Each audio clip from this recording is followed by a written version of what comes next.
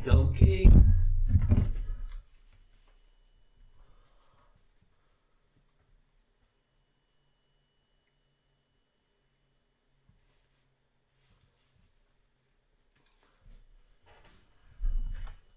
Okay, since it's been a minute since we've had a chance to type out any code, we have a new challenge that incorporates some of the stuff we learned before, plus this new concept of REST APIs and REST API design. So we're going to be interacting with the JSON placeholder API again. I want you to get all of the comments from the blog post with an ID of 2 and log it to the console.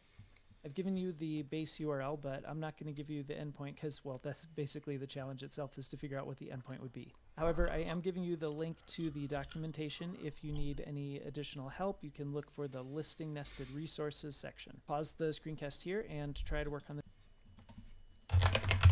Fetch URL.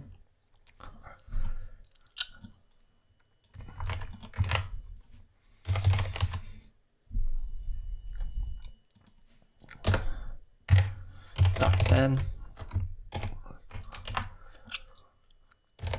one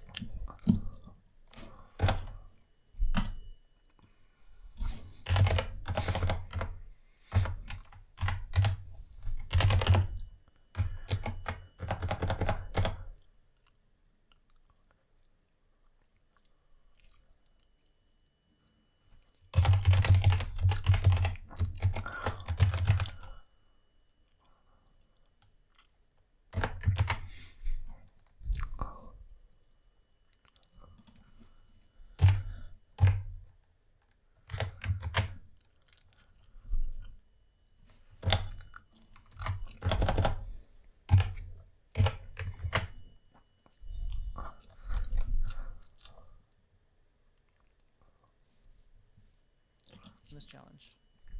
We get an array back in that in which the comment was made. The post ID of each one of these is going to be 2 because what we're doing is accessing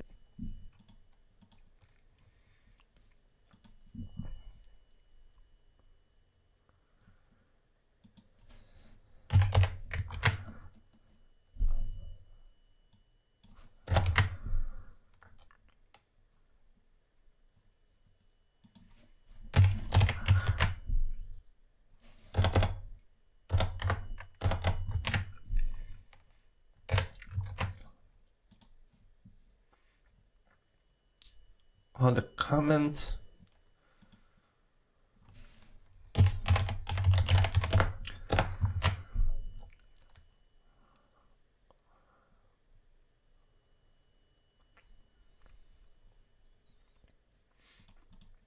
all of the comments that are specific to the post with the ID of 2. And again, if you look closely, you'll notice each of the comments also has its own ID property. So post ID references the post on which the comment was made, and the comment resource itself has its own ID as well.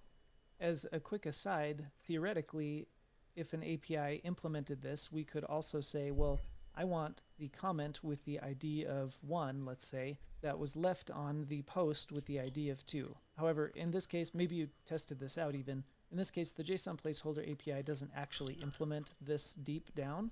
And so when I try to run this, I just get an empty object back. I thought that might be useful to show that this REST API design is, again, just a standard by which an API can implement things. But if they... Let's see, let's copy that and see.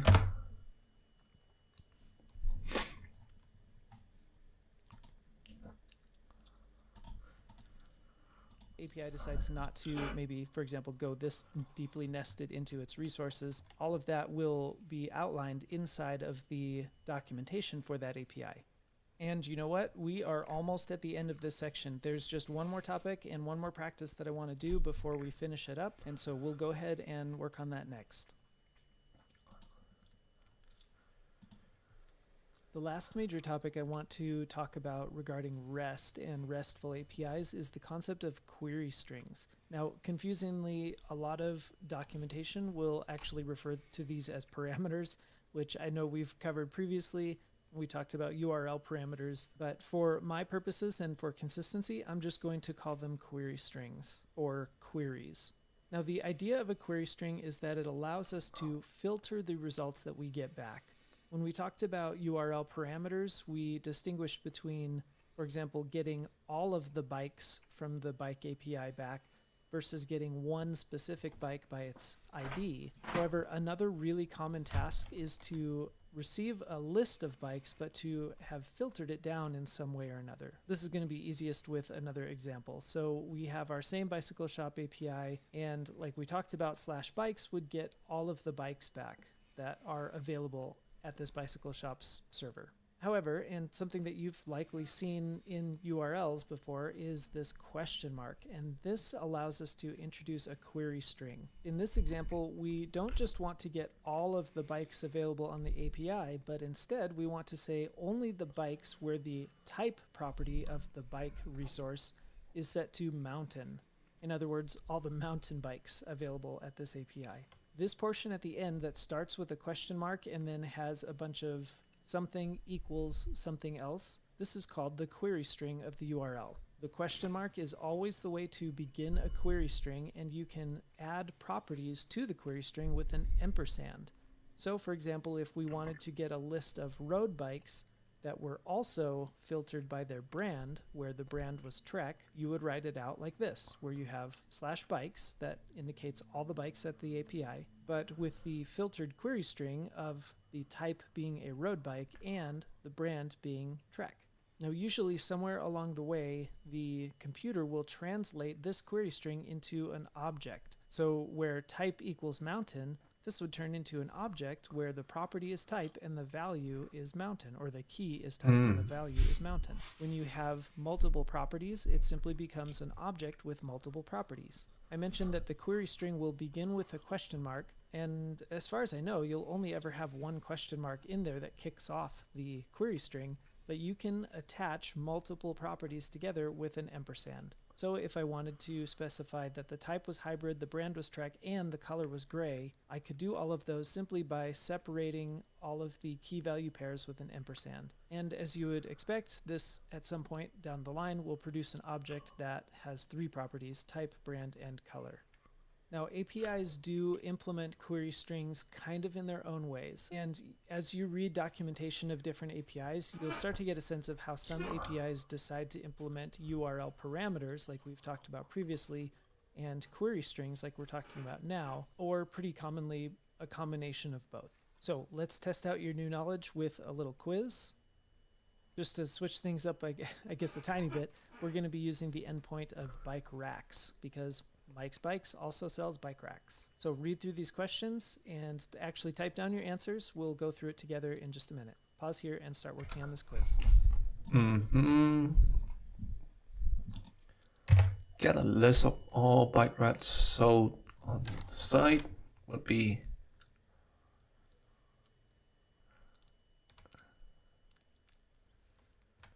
type would be sold, right?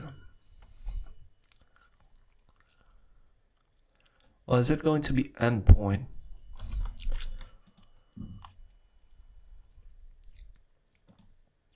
Type would be sold. It's like a condition.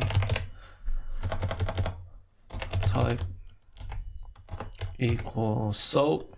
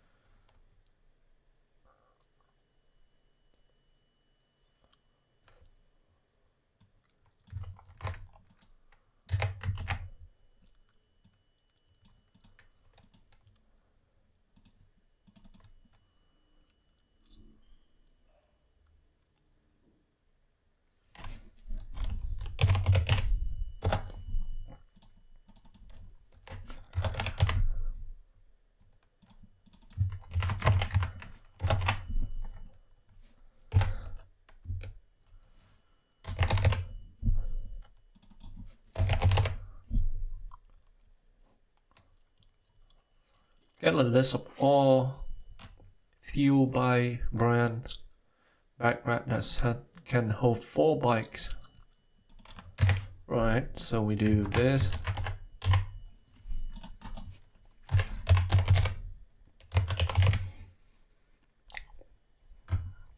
Question mark.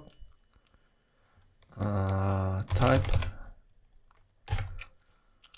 Fuel. Is it thu or theo? Thu. More like theo, right? Mountain.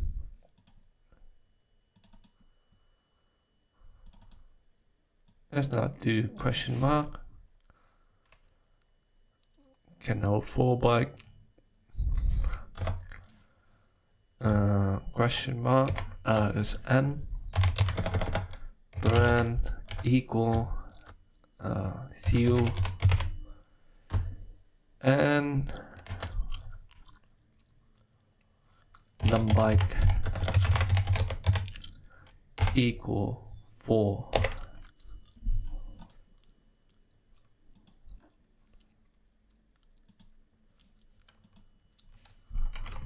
List of all bike rack store right now, start my query string and say available equals true.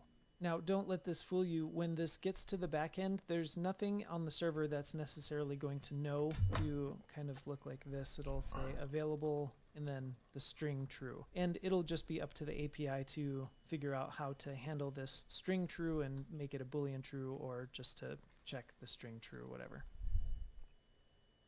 So I'll just put a note here that it's going to end up being parsed as a string. And then we need to get a list of all the Thule brand bike racks that can hold 4 bikes. And so our endpoint would be /bike racks question mark, and we'll start with brand. We'll say brand equals Thule and num bikes equals 4. Once you know about query strings and how the question mark in the URL is the way to kick off a query string, if you just look in your URL bar on your browser, you're going to notice these query strings all over the place. Even if you're not in the process of filtering down a product on a site. See. Let's go to Amazon. Let's see this croc. Oh, question mark P equal something, a percentage. What is percentage in API?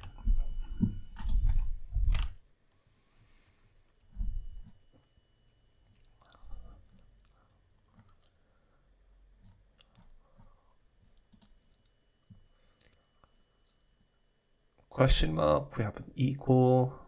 We have like a percentage, a lot of things.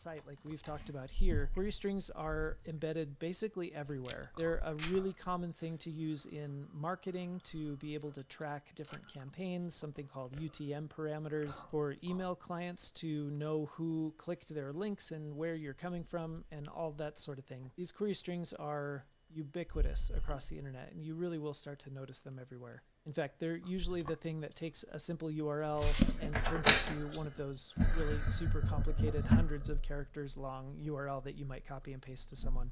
Anyway, I'm digressing. We are going to take a quick look at how this is implemented in the real world. So when you're ready for that, let's move on.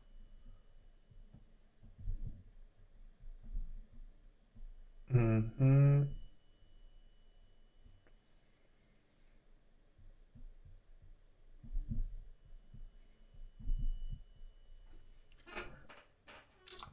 Go back to this. Kind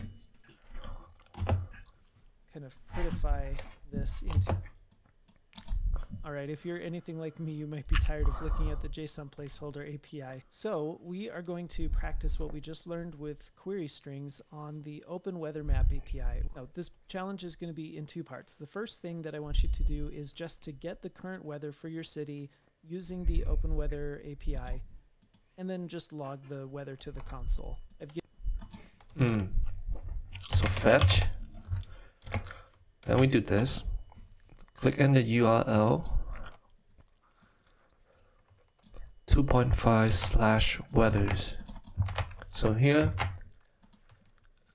so now we get the current weather for your city in the Open API, Open Weather API, and log it onto the console log. Then response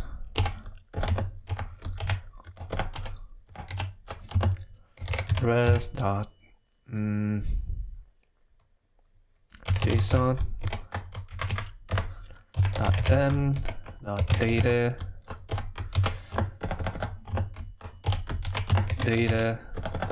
console dot log data.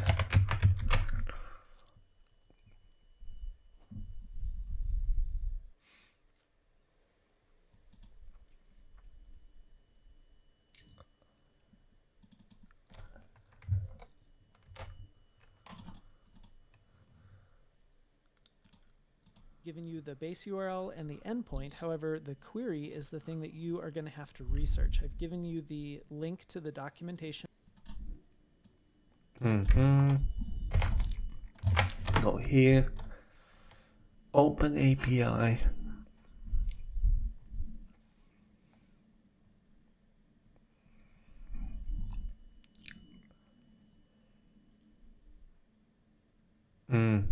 Equal API keys.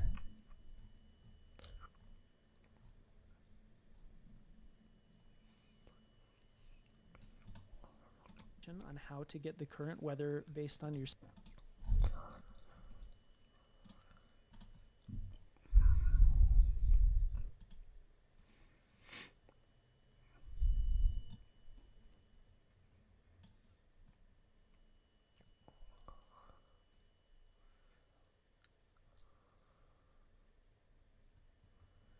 geocoding.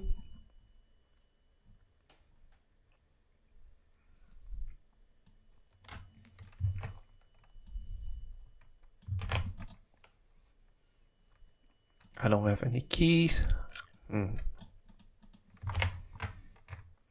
Question mark. Question mark.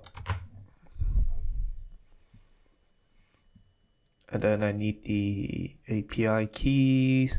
Note if you say, you need to include in the query, but you can skip this. city name. One thing to note is when it lists the required query parameters, and again, it's calling it query parameters. Maybe I can include the city name instead of the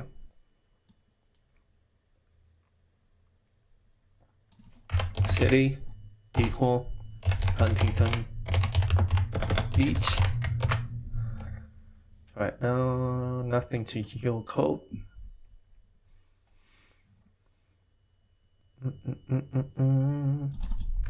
Name. So it's name instead of city. Nothing to geocode.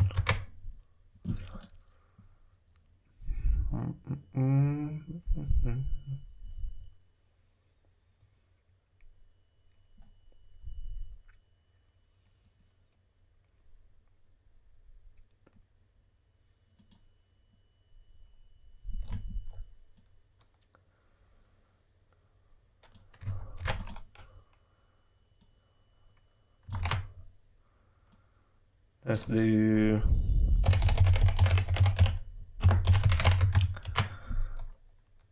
okay, there we go.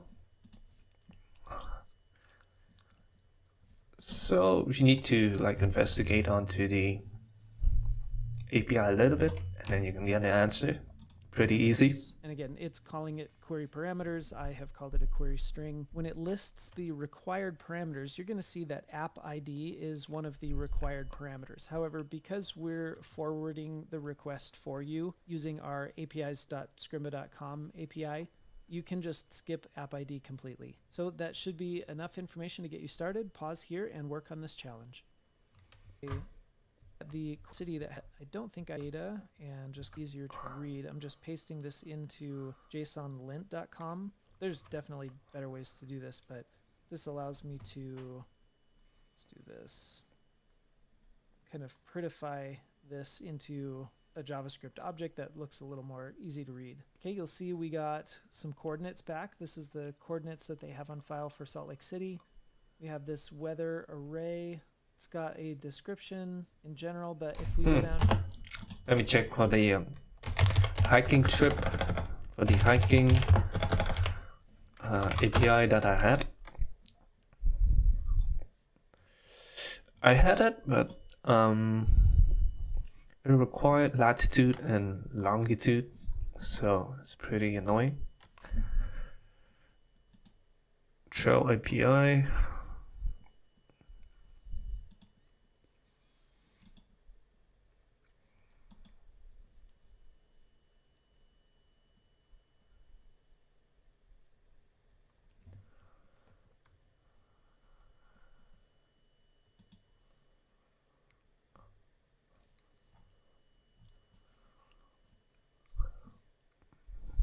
Yeah, here's a optional, so we don't need it. Don't need it. Don't need that as well. Don't need it, but we want this. And then United States and California, optional, doesn't matter. Type is biking. So there's 3 keys. Costa Chica, Huntington State Beach, and Harriet M. Wader Regional Park. So that's 3 of them. Okay. I think I know what to do now.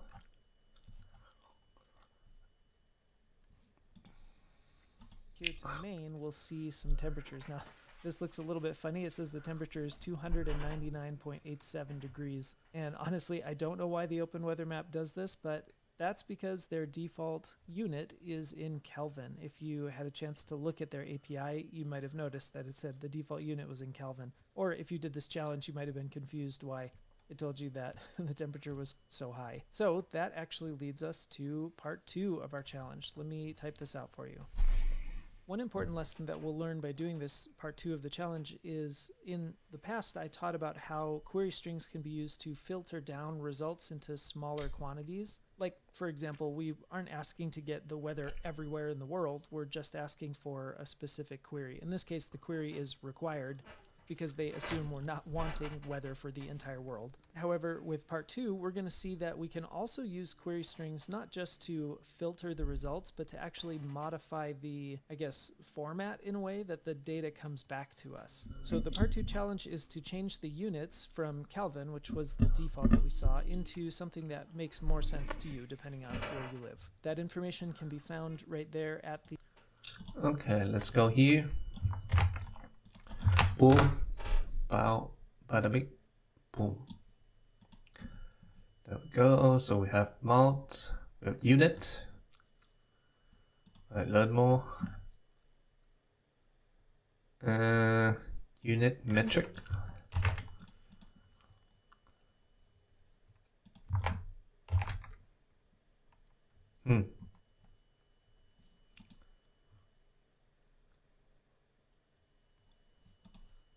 Oh yeah, I forgot this.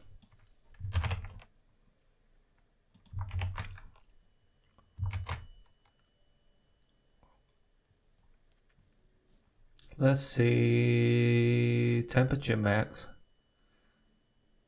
feels like temperature is 1 degree Celsius. Really? Is that crazy in Salt Lake, Utah? -1 degree? Pretty bad. That's cold. The API documentation, so you have to go back there if you didn't notice it the first time. Imperial. Now when I hit save in this run, Oh, use Imperial. that makes a little more sense to me. It says the temperature is 80.24 degrees. If you're pretty much anywhere else in the world, you would put metric and you would see that it's about 26.8 degrees. Awesome job working through this section. We are going to do a quick recap before we move on to our next project, which will be really exciting, and some of the new topics that we have yet to learn. Okay, it's time for another solo project, and in this solo project you are going to be building a color scheme generator. This one is super fun and it can be used for your own personal projects if you ever are needing to create your own color schemes for your website or project that you're building. Behind the scenes we'll be using an API called the Color API, but I'll get to that in just a second. Like always, you can click the screenshot that you see here to open the Figma design file. This file is going to be really helpful when it comes to looking at the colors, the spacing, the fonts, and everything else that you see in the design here. When you get to that design file, you might see other people's cursors or selections there. You can turn that off by simply click on the drop API for you. I would probably just play around with it a little bit, see how you can send requests to it and what kinds of responses come back. Let's take a look at the requirements then. As you can see in the upper left, there's something called a color picker. This is actually a built-in HTML element called input with a type of color. Clicking on the input type of color will bring up the browser's default color picker, which is fine to use that. And when you choose the color, it will create a seed color. That seed color is one that you need to send to the Color API along with a color scheme mode. You can check out the documentation for the Color API to see which mode names are available. As you see here in the design, monochrome is the one that's showing up here. And once you've chosen a color scheme mode, you will click the button Get Color Scheme, which will then make a request to the Color API and return a number of hex values which represent the colors in your new scheme. Then once you get those hex values, you can simply display those colors and the hex values for those colors on the page, just like you see in the design. For anyone interested in a stretch goal, I think a fun stretch goal would be to click on the hex values, or honestly probably the color as well, and have it copy that hex value to the clipboard. As always with these solo projects, you are essentially going to be on your own in the sense that no one at Scrimba is going to be holding your hand or showing you how to build this project, but right, so basically, assuming this is how this project is going to be, you select a color from the input. So it gives you out a value. You use that value and then get a request to the Color API, I think Color API, and then you basically type in color scheme or something like that. When you click, no, it's actually hooked up with the Get Color Scheme. So when you click the Get Color Scheme, it's going to use the input value, the hex input value. Then it make a request to Color API, and then it's going to give you back some of the colors.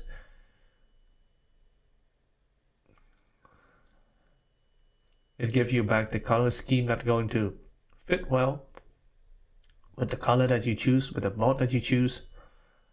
And then I think that's it. For the copy, I think it's going to listen for click event on one of the colors. Then it copy the value. That's the hard part. No. Well, actually, because it's give out the hex color here, so you're listening to the value inside this hex containers, and then it's basically just copy it How do you going to do that? How to copy value on click.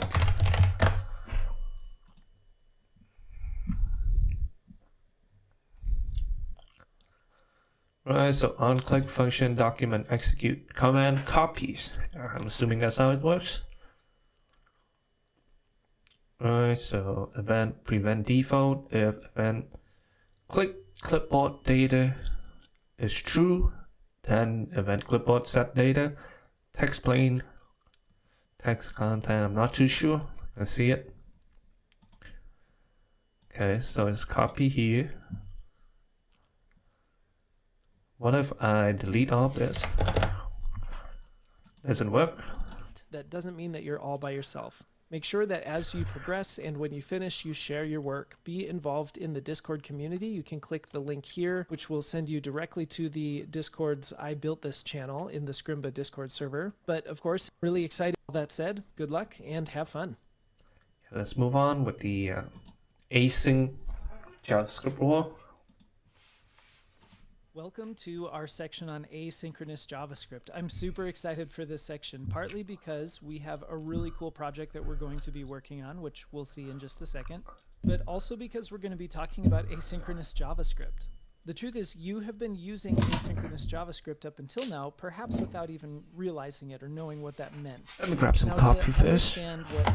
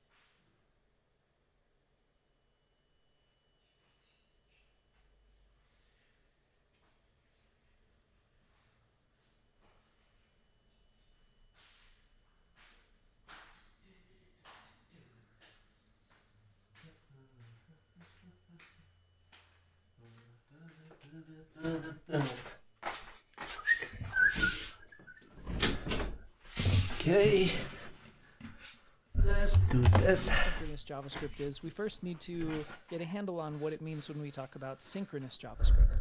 And really, this is the JavaScript code that you might have already known intuitively. This is when each command must complete before the next command can execute. And naturally, this leads us to understand that no two commands can be running at the exact same time as each other.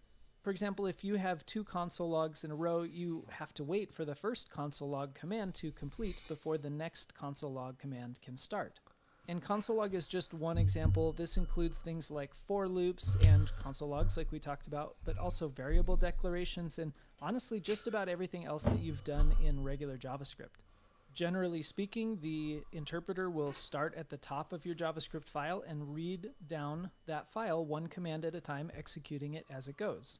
Okay, so then what are we talking about with asynchronous JavaScript? Well, this is simply code that can be run out of order. By doing this, it allows a lengthy operation to begin running, but to then finish at a later time without necessarily blocking other code from running in the meantime.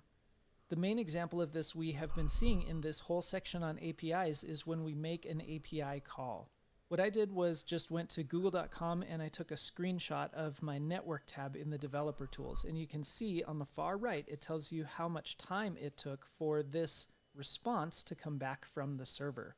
Now, these first two, google.com, www.google.com, based on the 300 level statuses here, it seems like it's a redirect.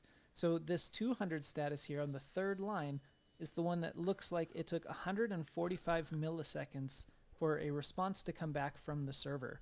Now, that probably doesn't feel like a whole lot of time. 145 milliseconds is just a little bit over a tenth of a second. However, JavaScript runs really fast, and in 145 milliseconds, you could run a lot of JavaScript. This is the code. part that's So going when to we bore have been you doing out. our fetch requests, But you have to we've get been through using this syntax in order with to get to the .then, next part. which hopefully by now you feel pretty practiced in, but perhaps didn't fully understand what was happening. That's one of the things we're going to really be diving deeper into in this section. One of the best examples I can think of has to do with boiling pasta. When you're making Boiling dinner, pasta. you need to boil pasta. You have a few synchronous steps in that process, but you also have some asynchronous steps in that process. For example, you go to grab a pot. That's a synchronous step. You're going to start grabbing a pot, and you're going to go through that entire process until you have successfully grabbed the pot. Then you're going to go fill it with water. Assuming you're sitting there holding the pot while the water is filling, then that's a synchronous step. You begin it, and you have to kind of wait until that process finishes before you're finished. However, then you go and you set that pot on the stove, and you turn the stove on. Those two processes are synchronous, but what about waiting for the water to come to a boil? Well, in a synchronous world, you would turn the stove on, and then you would not do anything else while that water was heating up and boiling. And depending on your stove, that could take a bit of time. Obviously, that's not the best way to use your time, sitting there watching the water boil. Instead, you might have other steps that you need to go complete the water. However, these mechanisms using callbacks allow JavaScript to run the operations in the code out of order. So from here on out, I will be calling it asynchronous JavaScript, but if I were to be splitting hairs, we wouldn't be calling it asynchronous JavaScript. But in the real world, everyone will call it asynchronous. Okay, so what comes next? Well, we're going to be diving deep into callback functions, promises, and we'll get a little sneak peek at something called async await. Promises are simply what's called syntactic sugar on top of callback functions, and you've been using promises in this whole module so far. Async await is even further syntactic sugar or syntactical niceness on top of promises that make the code look even prettier. And because here at Scrimba we are all about project-based learning, we're going to be building a game of war. If you've ever played War with cards, we've got here an example of that. Let me refresh this. We're going to be accessing the Deck of Cards API. We're going to get a new deck, and we'll be drawing our cards. You can see it displays the two cards. We are keeping score whether or not the computer won or we won. It's a little bit different than the real game of war and how it's played, but by the end... Hey, we can make this game so that it's display Pokemon. So in Pokemon, there's like this trait. No, not trait. What is it called? Like elements: fire, water, electric, metal, something like that. And then each element is going to counter each other, right? So fire is going to counter leaf or grass, whatever. Then grass is going to counter water. I don't remember the actual elements. Which element counter which element, but maybe we can make that. That would be fun. That would be a little bit funnier compared to this card game, which we already built like in week 2, I think. Yeah, week 2. So you can see also we're keeping track of our remaining cards, and once we get through all the cards in the deck, we determine a final winner. And it says that I won the game. That's because my score was 13. I won 13 hands, and the computer won 11 hands. As I've been building this module, this has been probably my favorite project to work on, so I'm really excited about this. Obviously, you can take a look at the code. It's all right here for you to poke around. You can play around with the code, see if you can modify some things. You can take a look, obviously, at the CSS and the HTML that we have. I hope you're as excited as I am with this, so let's jump right in and start learning about asynchronous JavaScript. Asynchronous. Boom. Callbacks. To set up our lesson about callback functions, I thought I would start us right off with a challenge before I get too rambly. So your challenge is to add a button to the HTML that, when it's clicked, gets a new deck of cards from the deck of cards API.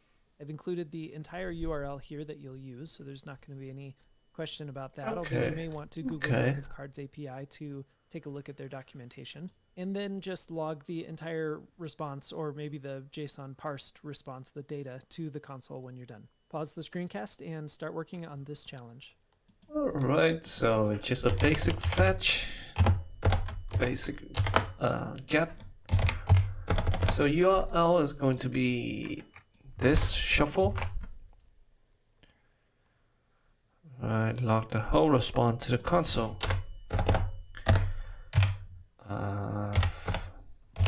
Then it's going to be response.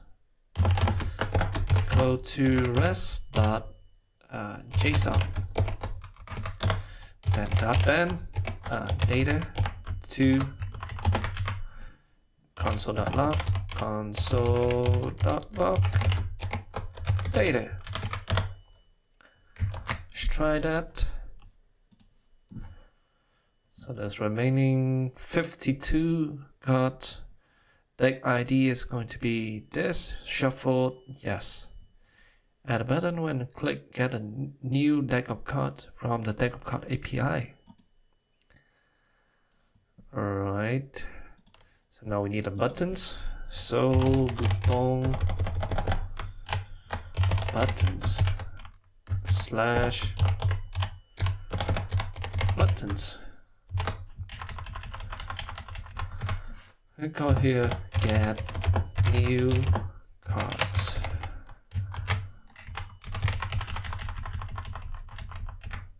We had an ID. Let's do get new cards. BTN get cards BTN. That's gonna be better. Here. Copy document dot get element ID this and then add event listeners. So it's going to be a click function. It's going to be a click event with a function, or maybe we can write this. No, I don't think that is the one. Let's just do function. Can I do this? Function. Here and fetch. And boom. Get new cards. Okay. Boom. That's good. First, I need a button in my HTML. This is not going to JavaScript. Now, the main point of this, right? This as sort of required practice. I included a little bit of practice with our save. Click the button. Awesome. We get an object back with a success property, deck ID property. Okay, let's call back function. Okay, real quick, just go to get my coffee.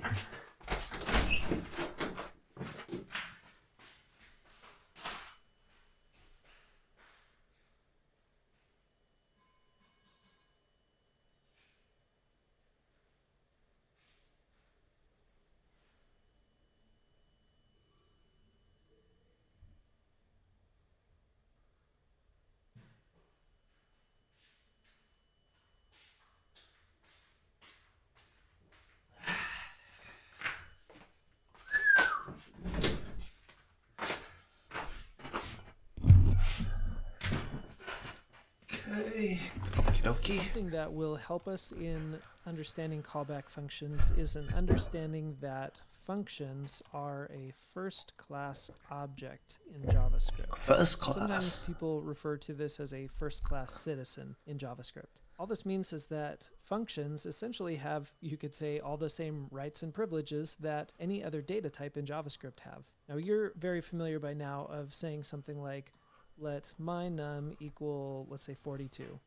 And you also are probably aware that you could say, let my num2 equal my num. In this case, if you think a little more deeply what we're doing, we are taking the value of the number 42 and we're setting it equal to a variable so that we can reference it again and again over time. And we can take those variables and we can set them equal to other variables if we needed to do something like that. And what we're making here is a copy of my num. We have my num2 is now the value 42. Now, normally this might lead me deeper on a discussion about passing something by reference or value, but we're not going to get into that deep dive right now. But my point that I'm trying to make is to say we can do something very similar with a function. So I could say let my function equal, and then actually type out a function expression. Let me just console log I'm my function. You may have seen a function declared this way. It's called a function expression when you take a variable and set it equal to a function. But the function that I have here can do the exact same thing that, for example, a number or a string could do. Meaning I could say something like let my function2 equal my function. And when I do that, in essence, I'm making a copy of my function in such a way that I could actually call my function2. My function my 2. function 2, put some parentheses there, and if I run this, you'll see I get the console log of I'm my function. Now, it's important to note here that I used my function, and I didn't use my function with parentheses. I don't want to call my function and take the returned value from that function and set it equal to my function 2. I actually just want to copy. You could think of it as like the text or the body of my function here. It's kind of as if I had taken this, hit Command C or Control C, and then pasted it there. I'm speaking roughly, this isn't exactly what's happening, but you hopefully understand. And we can kind of see this if, for example, maybe this is like an add function that takes two parameters A and B, and what it console logs is A plus B. Since I've made a copy of my function, which includes any parameters that it has, in order for this to work, I'm just going to include some numbers like 1 and 2, and when I run my function 2, which again is a copy of my function, everything should work just normally. It console logs 3. Now, I also don't necessarily have to have declared my function as a function expression this way in order to make a copy of it. Just in case that might be confusing to someone, I can take this function and sort of restructure it in a way that you might be more familiar with. This is called a function declaration, and everything else should still work the same. In fact, let's just hit save and run, and yep, I get my 3 again, and that's because my function 2 is effectively the exact same thing as my function. Let's do a small little challenge, and we'll do that in the next screencast. So when you're ready, let's go forward to that challenge. Separate event listener callback.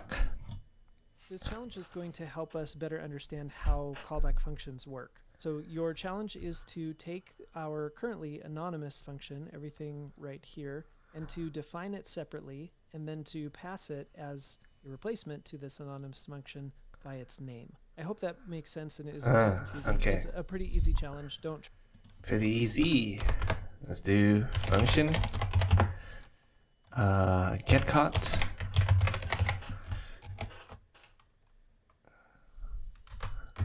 Here. Oh, I spelled function wrong. Okay. So we put all of it here in here. Alrighty, right. Bada bing. Boom. Get caught. Okay.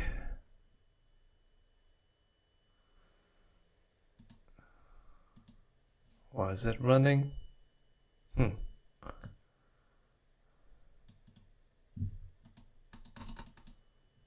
Bum bum bum bum, bum, bum, bum, bum.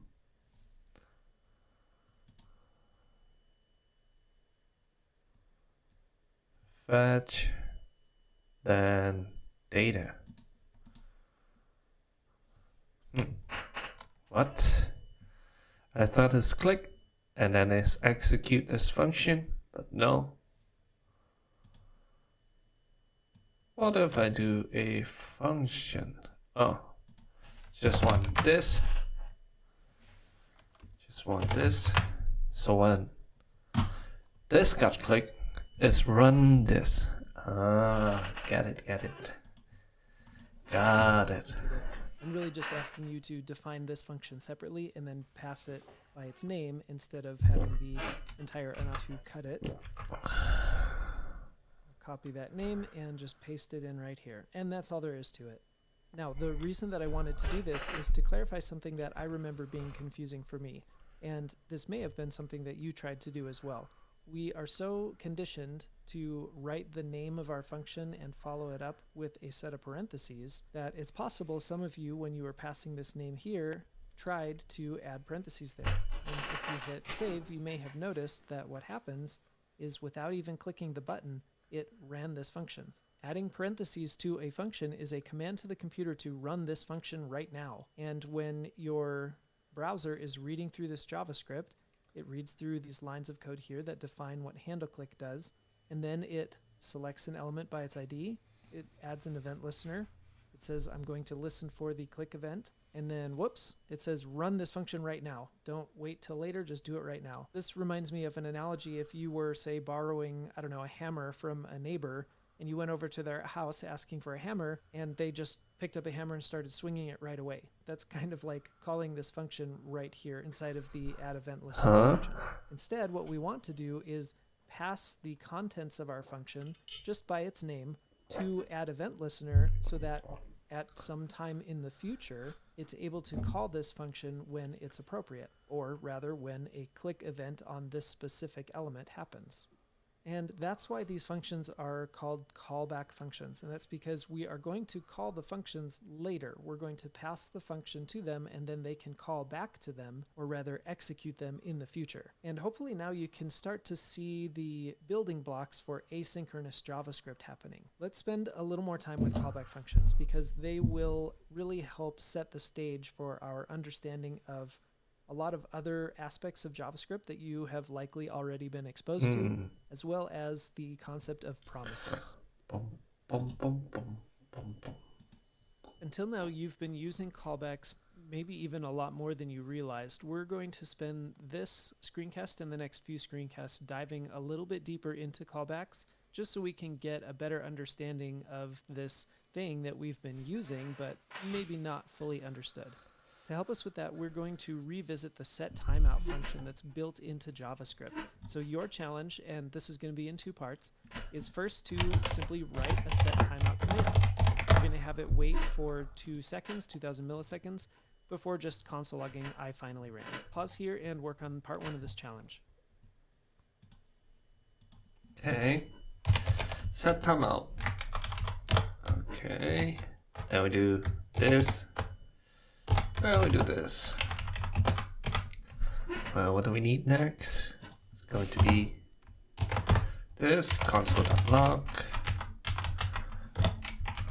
Console.log. I finally ran. Okay, you want to execute it after 2 seconds, so 2000 ms. Okay, so you see it's not instantaneously running I finally ran, but it's after 2 seconds. Alrighty, right.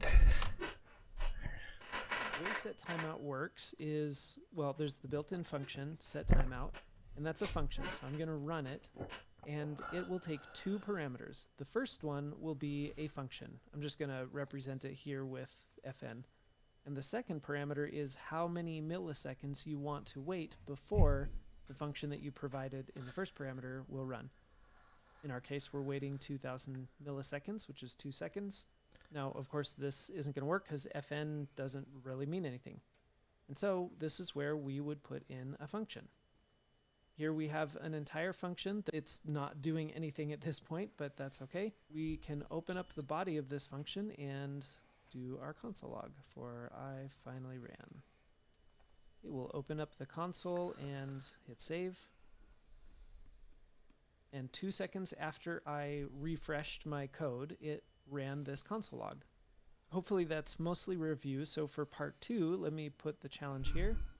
You are going to take your anonymous inline function here and simply move it into its own separate named function. It really doesn't matter what you name it. You can name it anything you want. Pause here and work on part 2. Inline function to its own name function. Okay, do like a function with a name. Own name function. Okay, got it.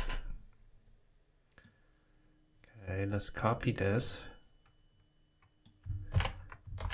Let's cut it out. And let's do a function called timeout. Timeout, and then we call timeout over here. Okay, I finally ran. There we go. So let's just put a function, and actually, you know what? I'm just actually going to cut this function out, paste it up here, and then give it a name. I'm going to call it callback, and we're going to be talking about callbacks a lot. And then I can just say callback. Let's hit save again. There's a 2-second delay a number of times. So Pilot will type out the name of the function and then assume that we want to call the function and put our parentheses here right after the function name. But I want you to think for a second, what's the difference between what I have currently written and what Not going to run when we don't like put parentheses? immediately. In fact, I'd encourage you to pause and to think about it first. What do you think the difference would be? And then to actually test it out and run the code with the parentheses and then run the code without the parentheses. It's a command to the computer to run the function now. And so when I hit save, I'll hit Command S right now. You'll notice that it immediately ran the console log I finally ran. And that's because we told it to run immediately with the parentheses. Without the parentheses, however, what we're doing is we're passing this function to set timeout so that it could execute this function at a later time whenever it's most appropriate. In this case, because of the way set timeout is intended to work, it will wait 2000 milliseconds first, and then it will call the function. So when I call this, we get our 2-second delay, and then it runs our console log. Great job with this. This is a sort of precursor to the next screencast. So when you're ready, let's move on to that one. Revisiting array filters. Okay, forgot all of this. Yeah, this challenge is very similar to the last one, but there's going to be a subtle difference, and you'll hopefully get to see that soon. So in part 1, you are given an array, which you can see down here below, and I want you to use the filter method on the array and make it so that the resulting array only contains the objects where the hasPet boolean is true. So we should end up with an object for Jack and an object for Alice, because those are the only ones with the hasPet is true. If you can't remember .filter very well, then that's a perfect candidate of something that you could Google, or you could go to a previous module here in Scrimba and kind of revisit that topic. Then once you've done that, I'm just going to give you part 2 right away. Move the anonymous inline function that you use inside of your .filter. So don't skip step 1. Put your .filter so that it has its own callback function inside the parentheses. But once you've got that working successfully, then for part 2, move that anonymous inline function into its own named separate function. There's a few steps here, so for many of you it may take a So filters, we have function, element, index, array.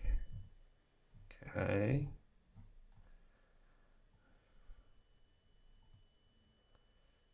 This filter is big enough.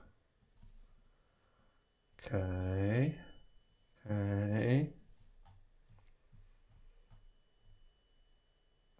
Arrow function elements. callback function. Okay. Try it.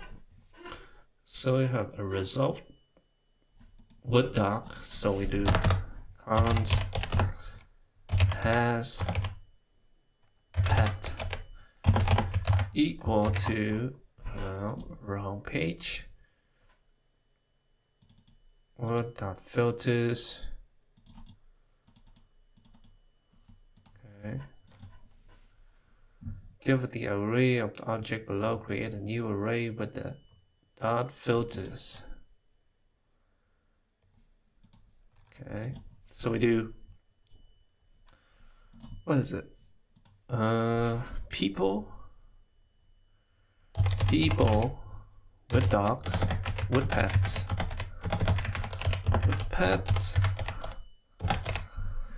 people with pets, dot filters.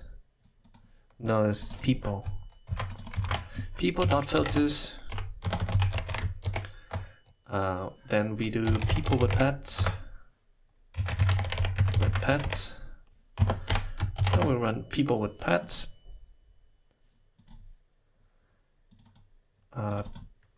People with pet dot has pet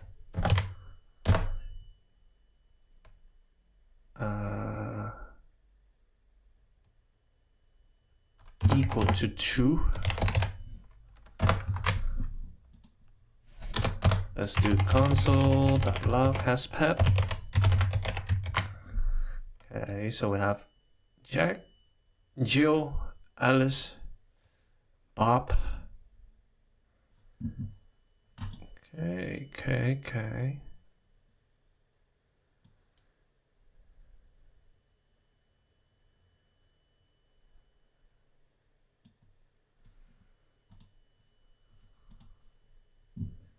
Move the anonymous inline function to make it to its own name function. So let's do function people has pet.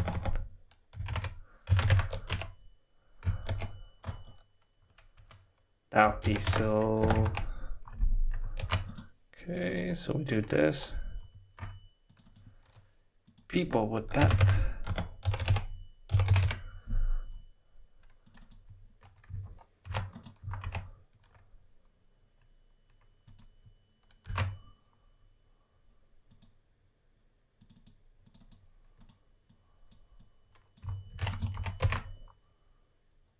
And define.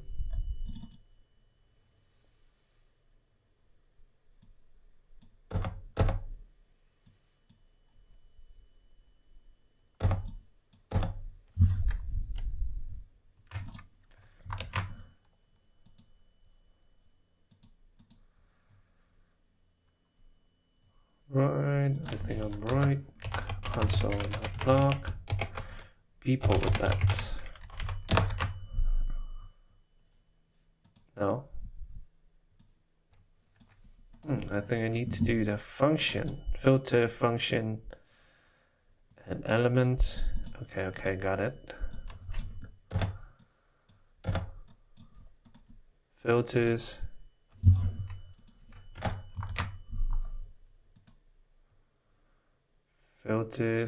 And then a function, and then element.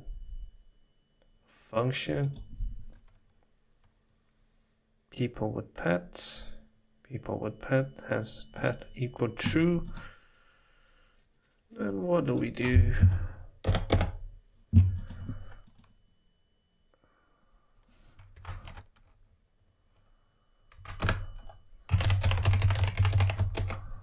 People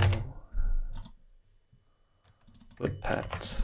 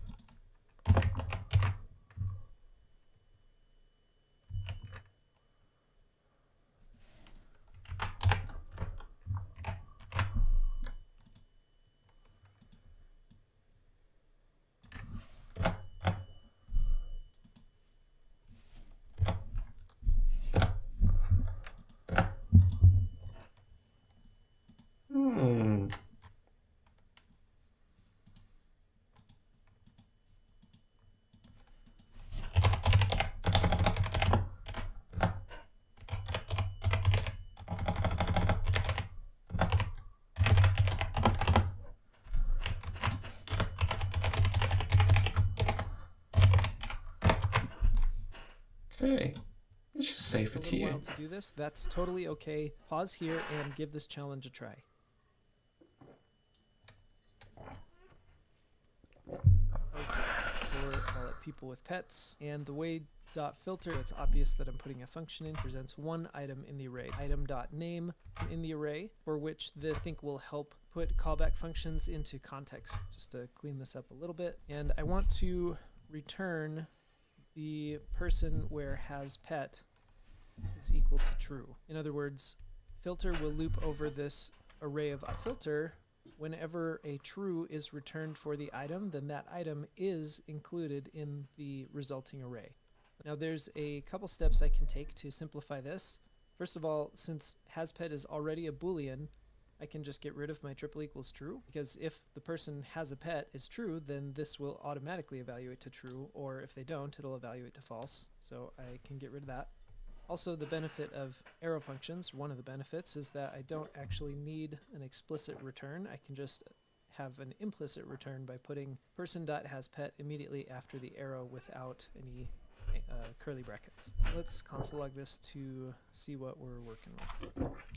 Now, in this case, we have done a .filter, and we supplied an inline function without naming this and putting it separate. Oh, got it. Got it. Still correct. So let's do person. Person. Alright, and then we put. How do you even do that? Function. It's a screencast now, and create a function here. Maybe the parameter to this function, and person representing each item in the array. And I want to return if person.hasPet. This didn't necessarily need to be a function declaration like this. Also, I could have said const give me the pets equals, and then turn this into, basically copied this. However, especially when you're first learning arrow functions, or even when you're still in the process of learning JavaScript, this is, even for me, this is kind of confusing to look at, where I have an equal sign and then an arrow which also contains an equal sign, and realizing that this without parentheses is still a function and whatnot. So I'm personally going to leave it back like this just for clarity's sake, but you really can do it either way. And then all I need to do is remove my inline function here and put give me the pets. Now once again, I'm not going to call sake equal sign and can do it. I pass the function so that filter, as it loops over the array, can call the function that I passed to it for every item in the array. Now all of this was to bring us to a main point, which is this parameter that shows up here. I remember this being one of the most confusing things for me, because I'm calling this person, but the truth is it's not me who determines what is here. I couldn't say this is a number and then expect to somehow call this function and pass a number to it, because it's the function that is being passed the callback function that gets to determine what will be called as the argument to the function that I passed to it. Now, I realize that that sentence was fairly confusing. Hopefully that didn't make anything any worse. So what we're going to do is, in the next challenge, we're going to essentially revisit this, but we're going to take the time to create our own version of the filter function that takes a callback function. Personally, I think this might help clarify exactly what's happening with callbacks, and especially what's happening here with this argument that is being passed to the callback. If you're still feeling pretty hazy about the array.filter method, then I'd recommend spending a little more time practicing with it. In fact, let me give you an opportunity to do that. I've included here a URL to a pretty good tutorial on the JavaScript array filter method that I found. Of course, your own Google search could produce even better results, especially since I'm doing this in the past from whenever you're watching this. So for those of you that want extra practice with filter, I'll write a little extra challenge for that. Okay, so I've added ages to our people in this list, and the extra challenge that you have is to use the .filter method on the people array to produce a new array of people who are... Easy peasy. We copy this. Do to function. Because this one only return person. a person who has pet.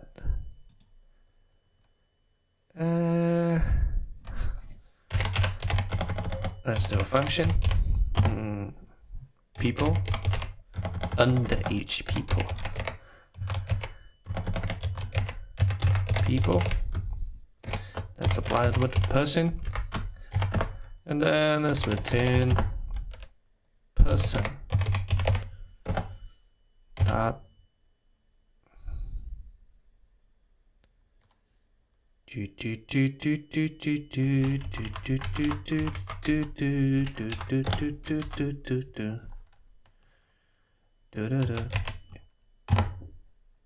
Age,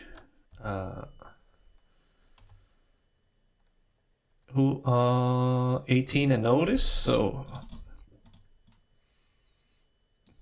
not underage people.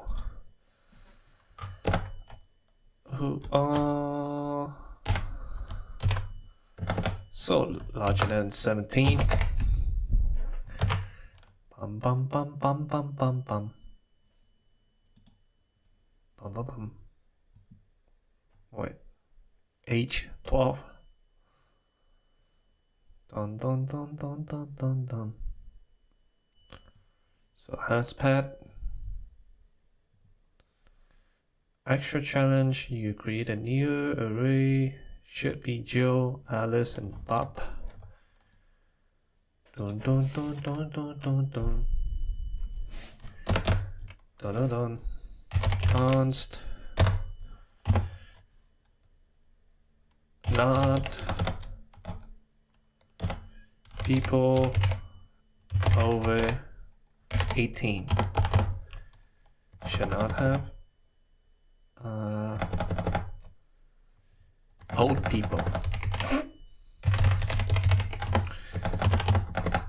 Not people. Not filters.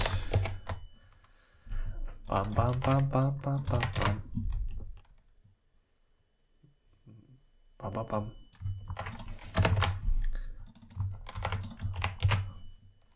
Okay, so we have Jill, Alice, and Bob. There we go. 18 and older. In the end, that should be Jill, Alice, and Bob. Now, since this isn't a lesson on lessons on array filter, I think that that's something you'll be able to do. Once you're Call back and make own filter array. Okay, so maybe brace yourself. This might end up being one of the more difficult challenges you've done so far. But I promise you, if you can work through this and maybe watch it multiple times, do the challenge multiple times, it will increase your understanding of callback functions so much that it will be practically invaluable for your future learning. Now, the challenge is for you to write your own filter function. For anyone familiar with adding functions as part of the prototype of arrays or anything like that, don't bother with any of that. You're just going to make a regular function. In fact, I've even started the function down here so there wasn't any confusion about that part. And this function is going to take two parameters, the array you want to filter through, which I've added, and a callback function, which I've added here. And to try and make this not just a big question mark for you, I added the sort of the logic steps that I would work through in your filter array function. So I've already initialized an empty array for you, and your job is to write the for loop that will loop over this array, look at each individual item in the array while you're looping, pass that individual item to the callback function, and actually call the callback function. Now here we're calling it callback, but remember we can pass a function as a variable, or we can call a variable that represents a function by just putting parentheses after it. This callback will be a function, and so I can say callback parentheses. And then, because I'm implementing my filter array method and I'm the one calling this callback function, I can pass to it whatever I want. So that's what I mean on step 3, that inside the loop, you're going to call the callback function and pass the individual item that you're looping over, or in other words, the individual item of the array. Now, this callback function will return either true or false. We haven't implemented the callback function yet, but that'll just be kind of the rule that we will determine when we say, hey, you want to use our filter array function, then you're going to pass an array and a callback, and that callback needs to return true or false. So you'll call the callback function, and if it returns true, For example, I could say the result is whatever gets returned from this callback function. If it returns true, then push the current item into the array. And if it returns false, then, well, don't push it into the array. And then, like it says in step 5, when the loop is over, just return your new array. In other words, this resulting array, which after the loop has completed, should contain any of the items from the callback that returned true. Please, please, please give this your very best shot. I know this might be confusing. Read carefully through the steps that I've implemented. Try to break the problem down. Okay, let's try our best.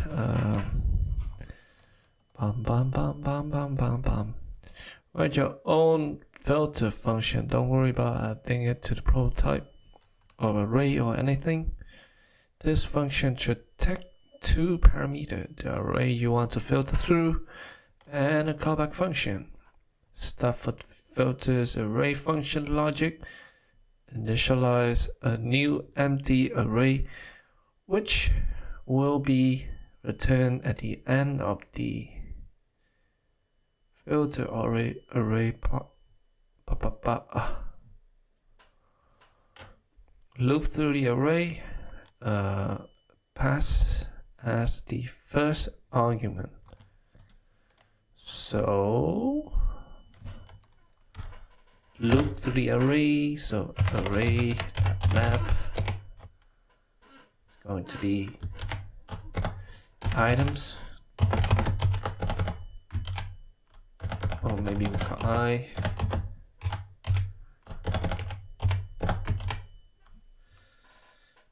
Map function.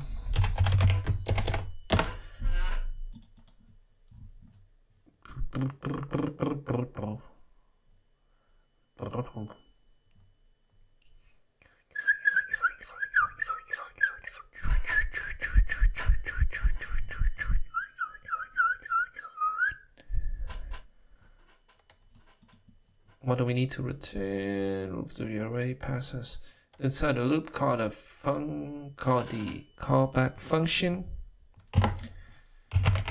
Callback function.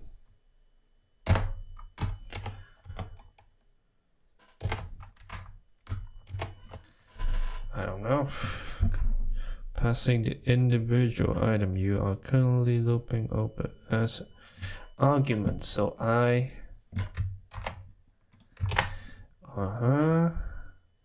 inside the loop, passing the individual item you are currently looping over as argument to your callback function.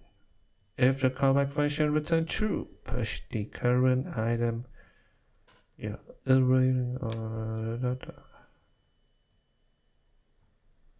what the f.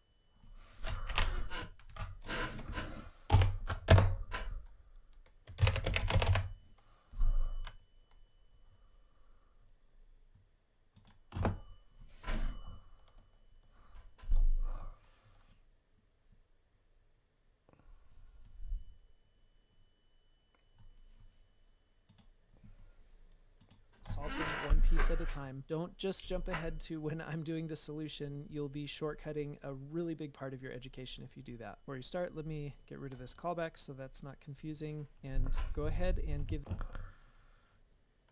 Okay, resulting array. What in the frick? Write your filter logic here. Initialize, loop through the array. Passes as the first parameters. Array.map.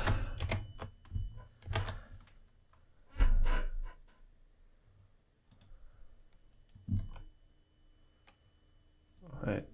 Do I do people.map? No, array.map. And then we do people.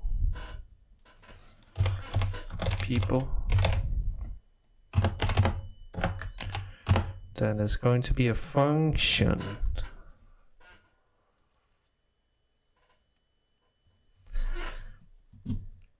through the array pass as first argument inside a loop called the callback function.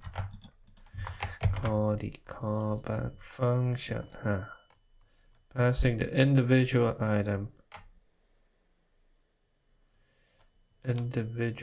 you are currently looping over as argument.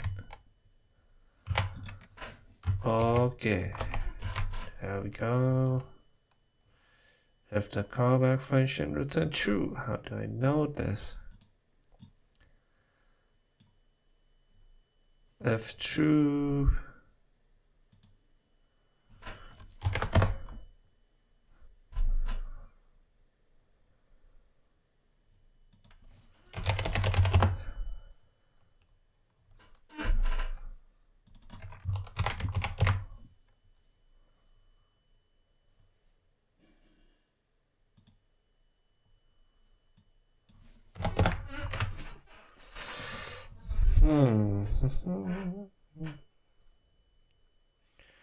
push the current item. Yeah. No ideas. One piece at a time. Don't just jump ahead to your very best shot. So let I equals 0. Oh, you do have for loops. Let's try for loops. For I, let I equals 0. Then we do I less than array dot length. Then we do I plus plus. Then we do this. Why is it like this? Should be this commas. Okay. So we loop through the array, passes inside the loop called the callback function. Callback. Passing the individual item. So you are currently looping over as an argument to your callback function. So it should be returned. Turn the callback function return true. Push the current item you are iterating on it. What the fuck?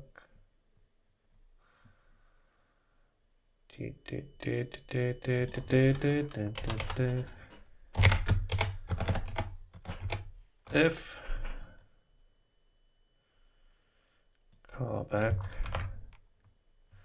function is true, then what we need to do is push the current item you are iterating on in the loop to the new array. So array push, then I, else, so if it's false, don't push it into the array. So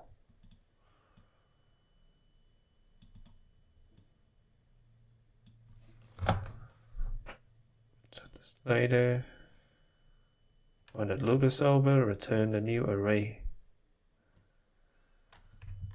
What? I is less than array.length.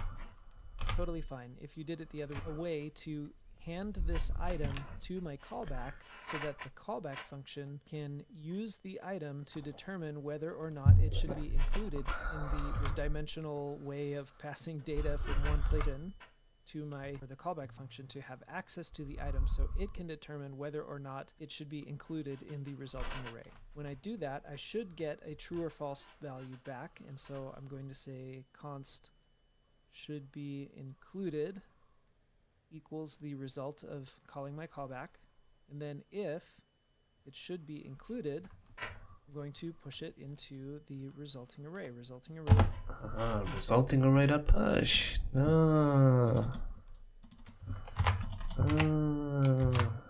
Okay. If false, don't push, so don't need to push it. Don't have to do anything, I think. Resulting array. So let's do cons should include. Yeah, we need a little bit of help. Should include.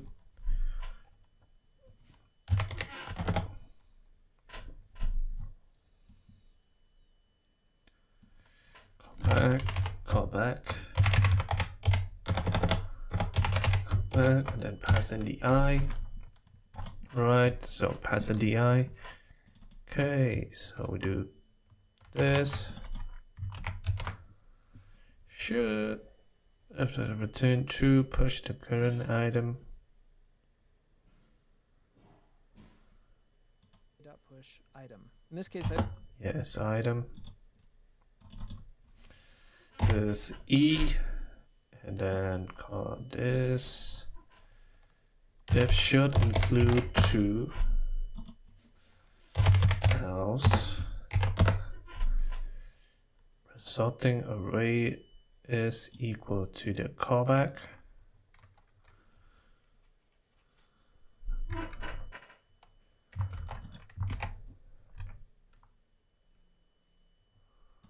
Should include array equal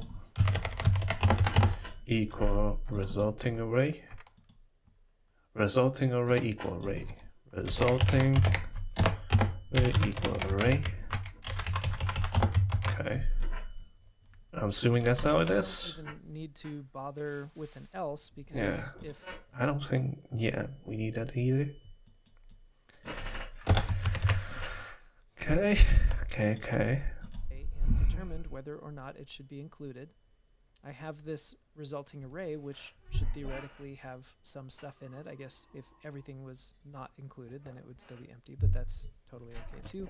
And that's what I want to return, is the resulting array. That way, when someone calls my filter array function, they will get a new array back that has some or maybe none items in it.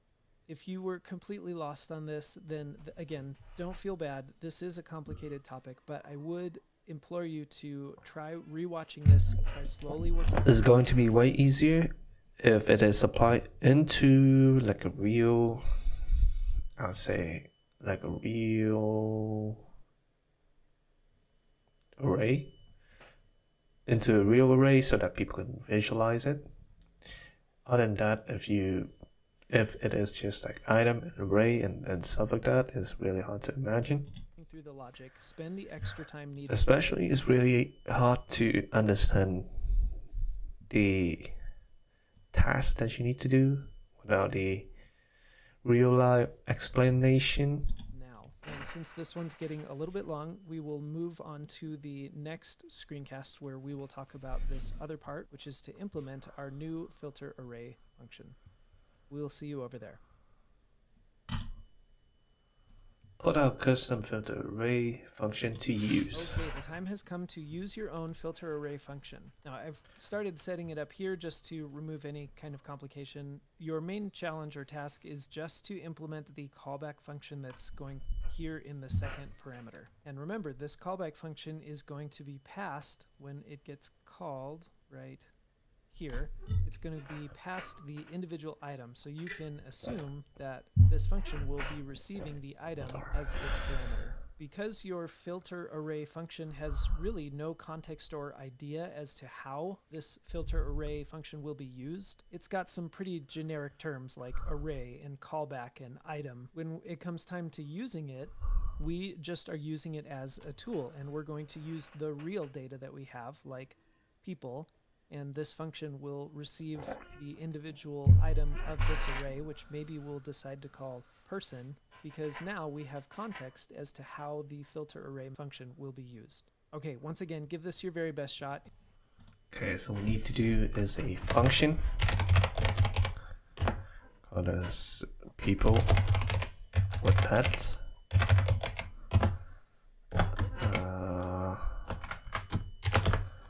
And then we return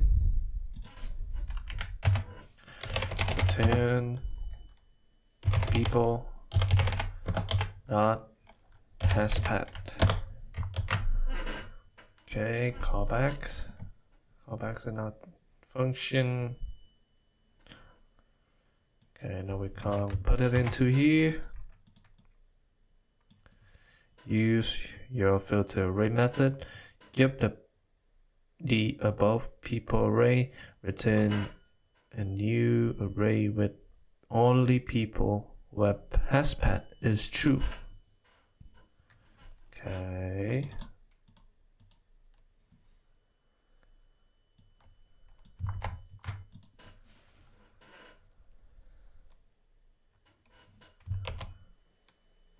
Callbacks are not function.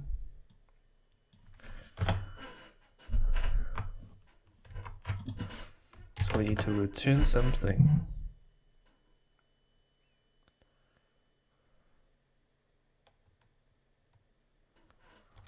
Okay, so you can't hashpad array. It's going to be an empty array. Alright. And then we do a for loops. For I in people. For item in people.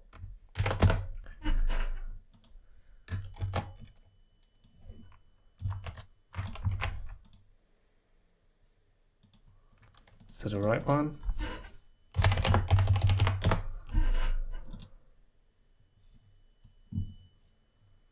Do, do, do, do, da, da, da, da, da.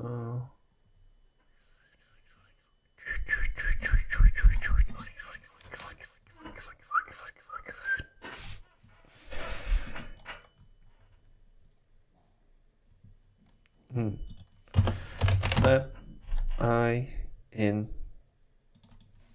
of people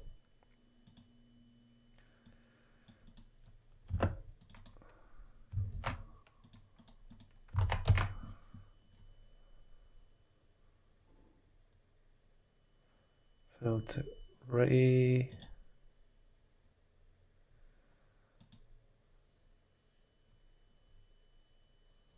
Why is it not working? Const for, okay. So I do const should be, and then callback. What the hell? People with pets. Con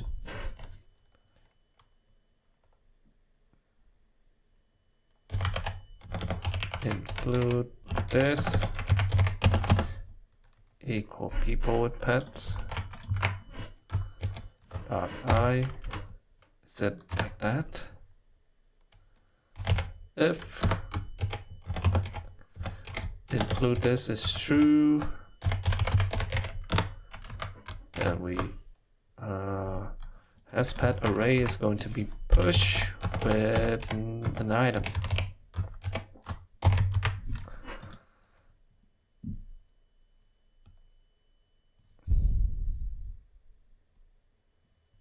What? I do the same things here, but it doesn't work. For let I cons hashpad. So we do con people has pet. Oi oi oi. Need to return has pet.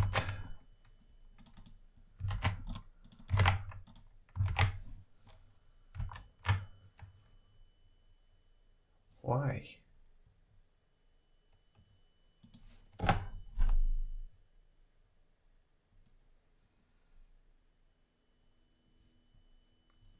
Brackets. Okay, I think there is too many brackets here. So one brackets for this. Okay, that's good. What the hell is wrong with this?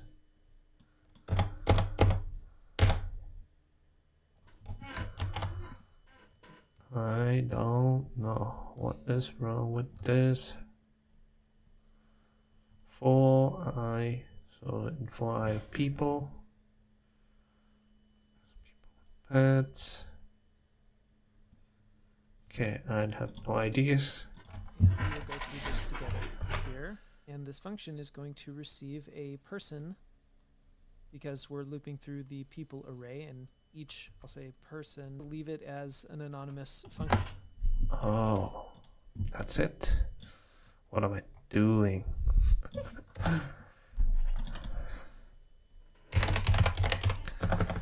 Function with a person. Oh, missing the. Okay, return person. Oh, person and people. So what hasPat is equal to true.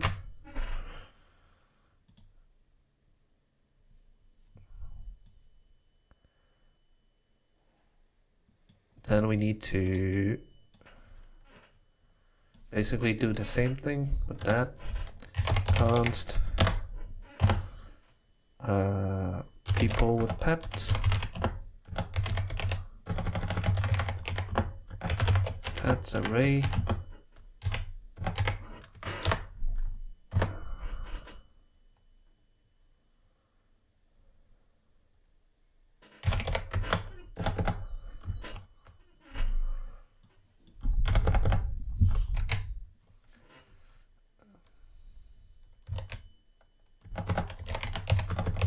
Okay, do this is people with pets. Pets, shove it with a push with person dot hasPat. HasPat equal to true. Let's console.log. People with pets.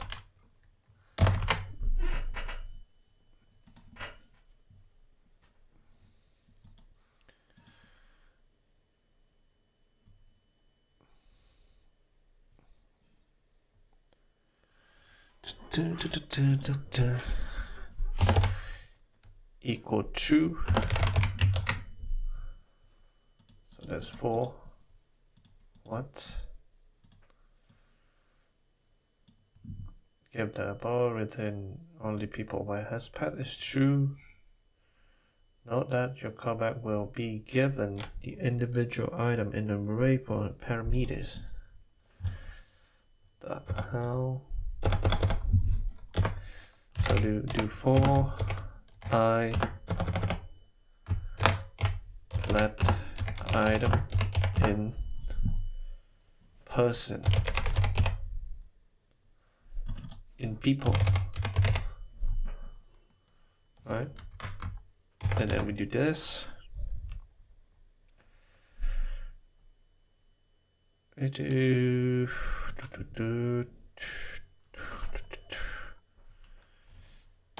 if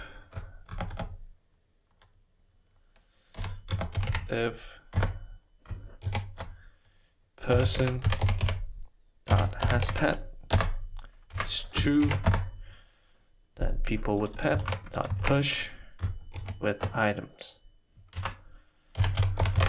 Push with items.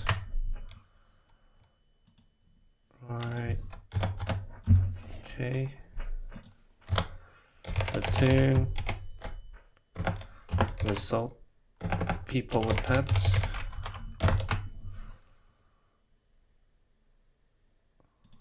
Console.log.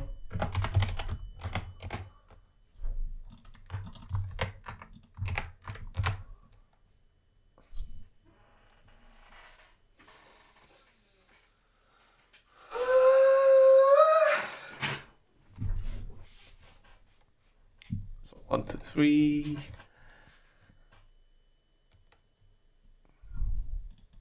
Declaration like this. Remember, I could be putting this as an arrow function, and that would allow me to simplify quite a few things. It would end up looking kind of like this, but for the sake of realizing what a callback function is doing, I'm just going to leave it right like this.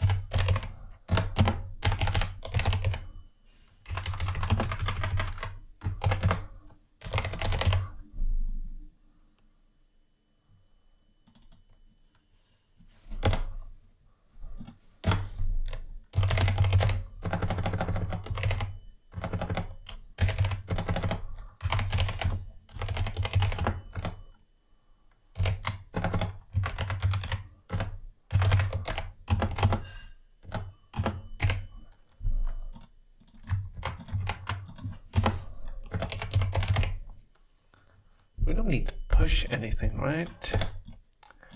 Jesus.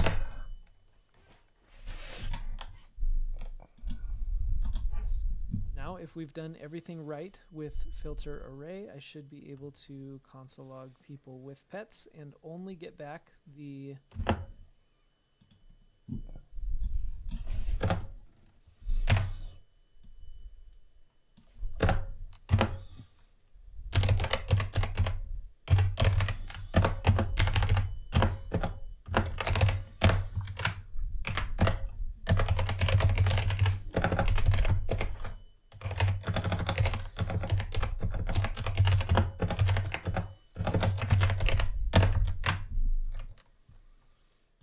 two people, Okay. Jack and Alice, who had pets.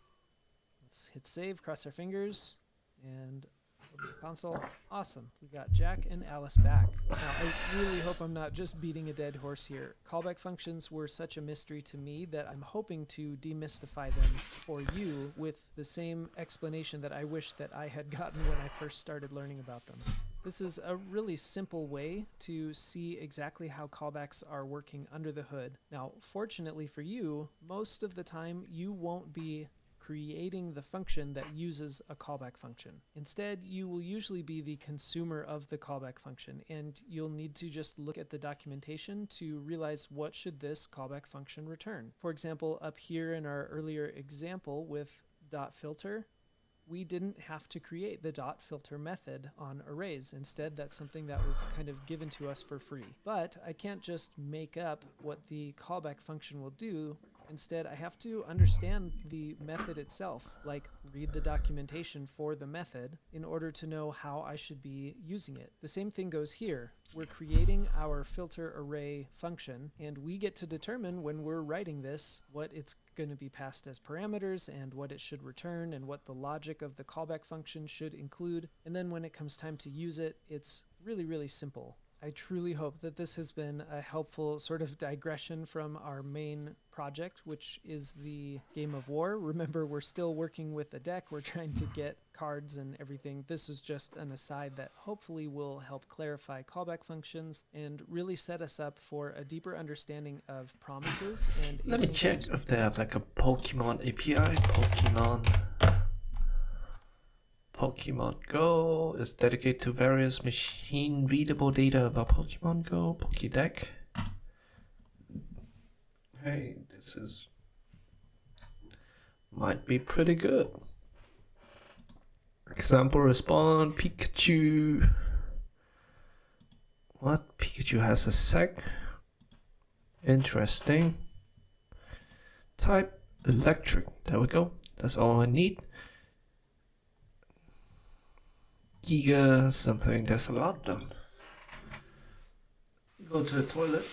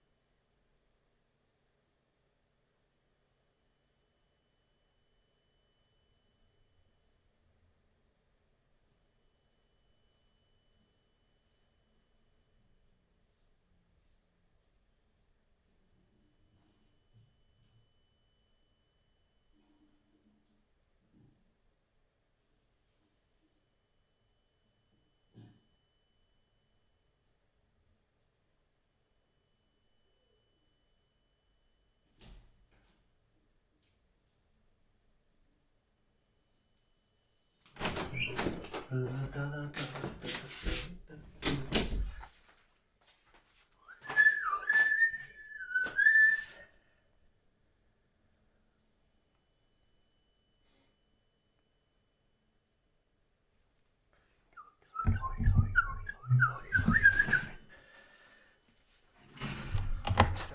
in general. You should absolutely spend as much time on these last few lectures as you need in order to truly understand it. And of course, you can supplement it with your own research, your own Google search, your own YouTube search, whatever it takes. I'd be remiss if I didn't say you should reach out to the Discord community for any additional help that you need. And when you feel ready, let's keep going forward.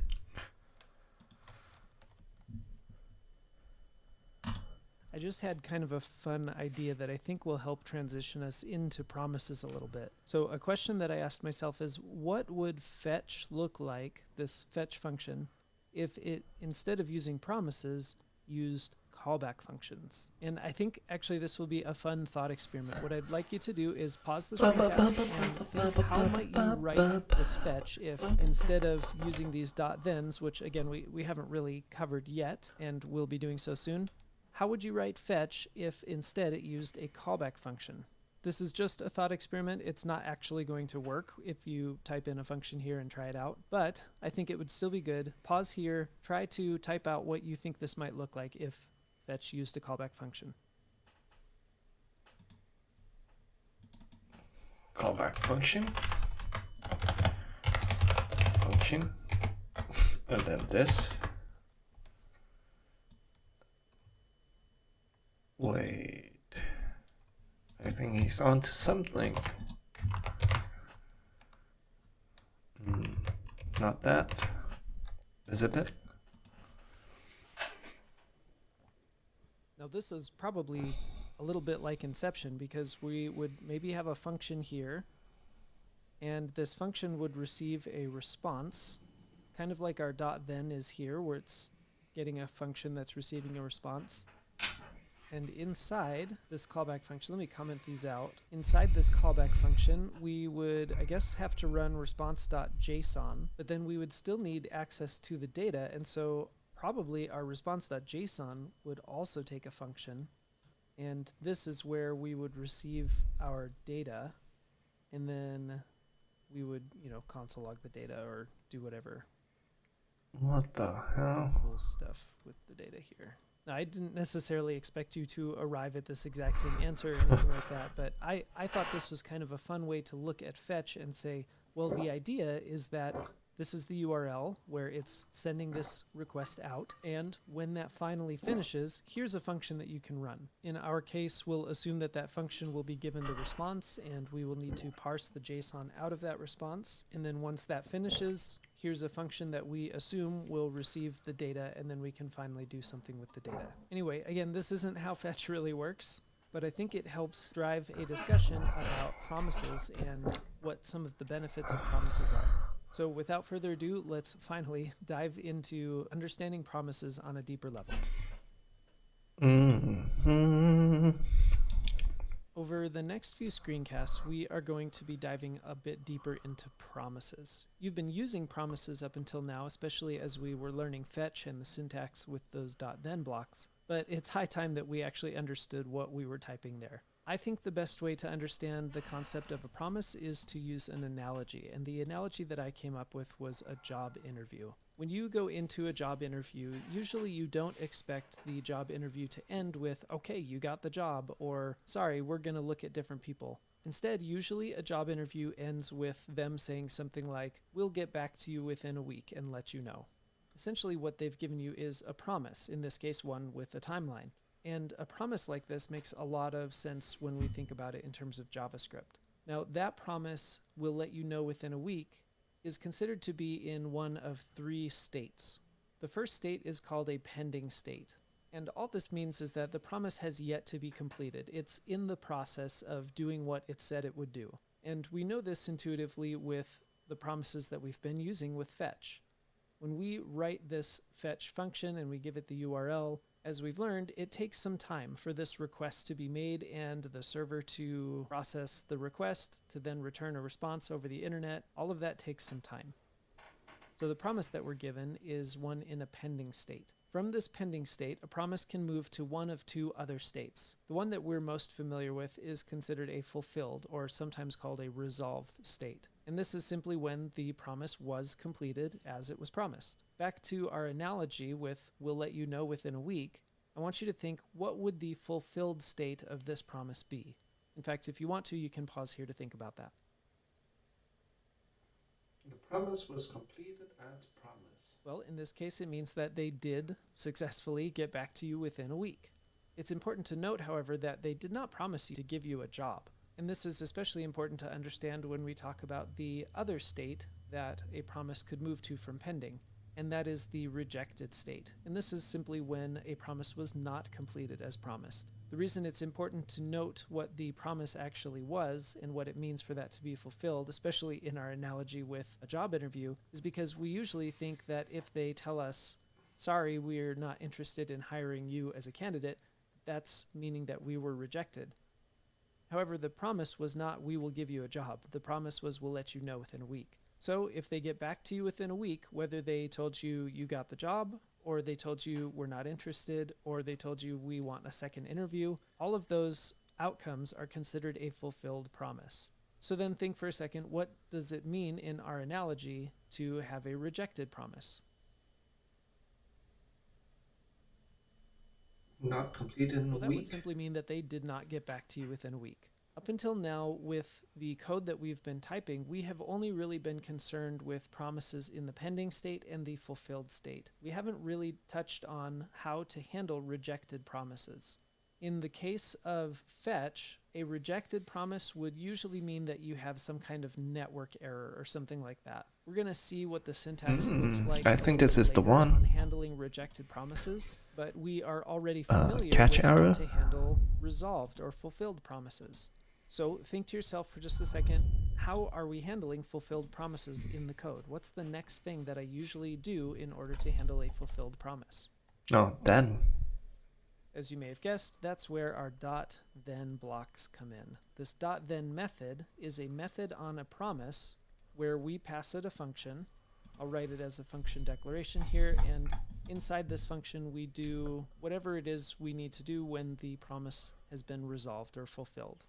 We're going to touch on this concept of chaining .then directly onto this promise here, but as a sneak peek, we know that I can't say const data equals the result from this fetch call.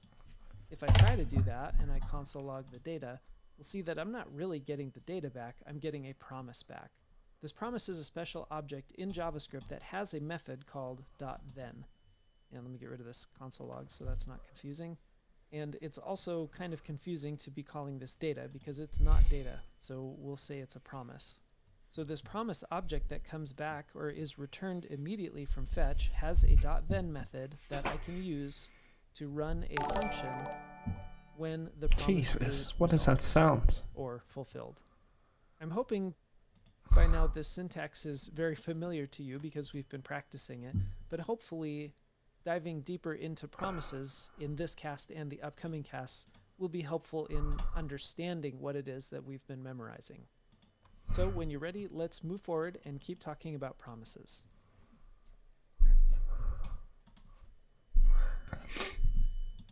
Okay, I realize this might be a little too basic for you at this point, but if not, then this will be good practice. These are topics that we've already covered previously in the career path, but it's always good to jog your memory a little bit. So the challenge is dealing with the idea and concept of method chaining. So the first thing you're going to do is select the button that we see here on our DOM, and you're just going to chain on an event listener, and you're just going to add an event listener that when the button is clicked, it logs, I don't know, something like clicked to the console. But the key is that I want you to not save the DOM element as a separate variable. For example, don't say const button equals document.getElementById and then later say button.addEventListener. I just want you to chain it all together in one line. We'll cover part 2, which Okay, new deck. Document, get element by ID, add event listeners, click, and we do a commas. and then console.log.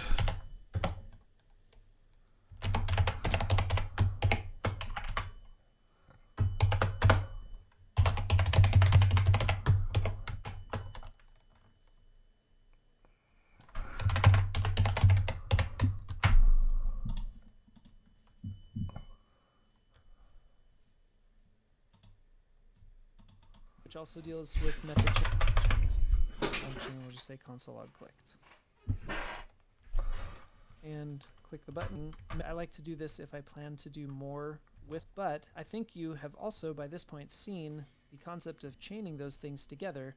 Just saying go get this first, and because it's synchronous, it will go do this first, and then it'll immediately chain or add an event listener to the DOM element that got returned from the getElementById method. Okay, now we're going to get a chance to do a little bit of algorithm practice. Give me a second while I finish typing out this second challenge. Okay, I've given you an array of objects. These are objects that represent voters, and you have a name, an email address, and whether or not they voted, I guess maybe in the most recent election. So given this array, I want you to chain together a .filter and a .map array method in order to turn this array, or rather in order to return a new array that contains just the email addresses of the people who voted.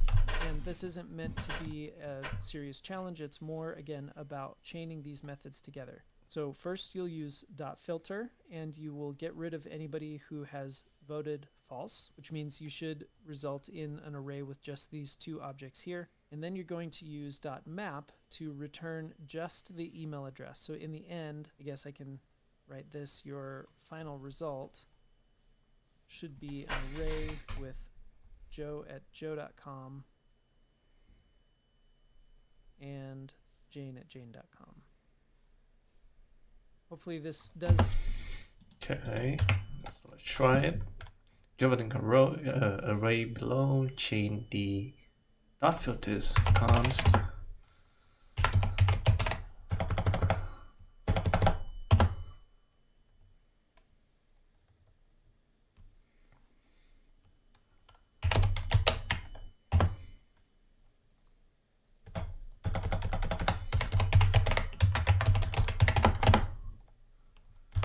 voters dot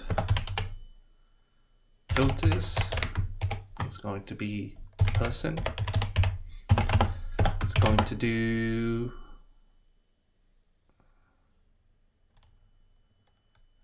person dot voted equal true console.log filtered voted. Right, so now we have this array of this. Now we only want the emails, right? So const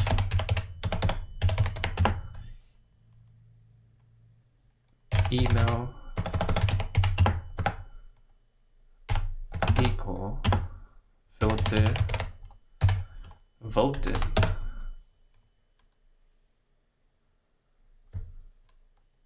Filter voted dot map. Filter dot map, and map out all the person, and then we call function, right? Function, and we do person dot map.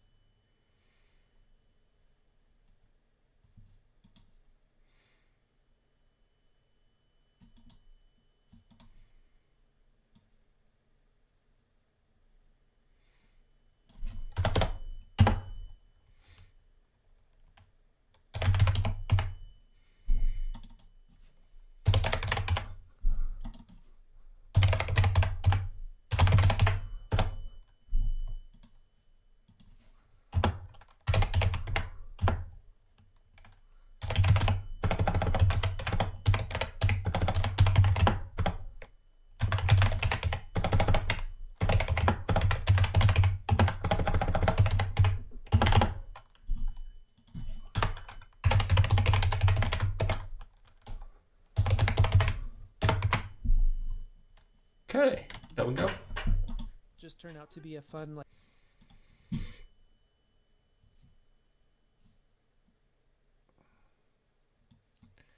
In order to shorten this, equals true. Run this function. Alright, let's try to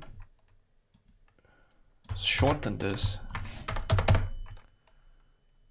Alright, let's do a person. And then a function was going to take, let's return the person voted equal to true. Right, and then return people voted equal to this.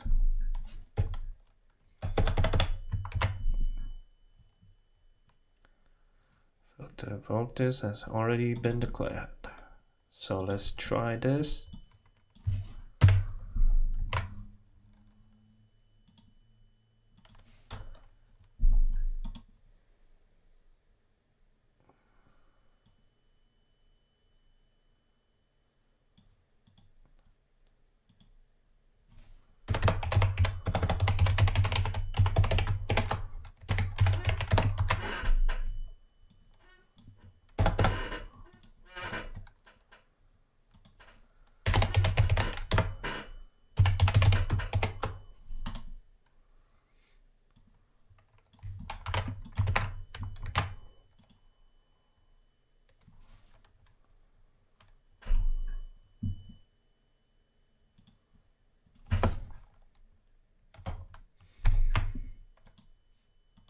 algorithm practice. Both of these give me an in.voted is alter the dot out the voted false. We dot map next to this.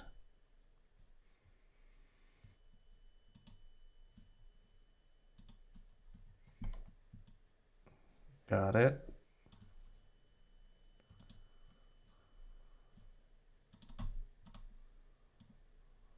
Not the function inside it, but the equal true.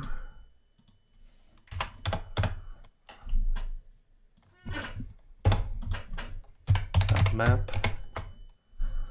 And then we just do person.email. Console.log. Filters voted. There we go. As a .map method because all arrays have .map methods. And now the array that I'm mapping over should only be I return email. This might be while it's in below. Let me bring this back to my main point. The point I'm trying to make is that we are chaining things together here. In this case, we're doing it just for brevity. It makes it so we don't have to do this across multiple lines, and arrow functions certainly make this a lot cleaner. We can just do it all in one line using the implicit return with an arrow function and everything like that. But the point is, voters is an array, .filter returns a new array, and because that's an array, I can run .map.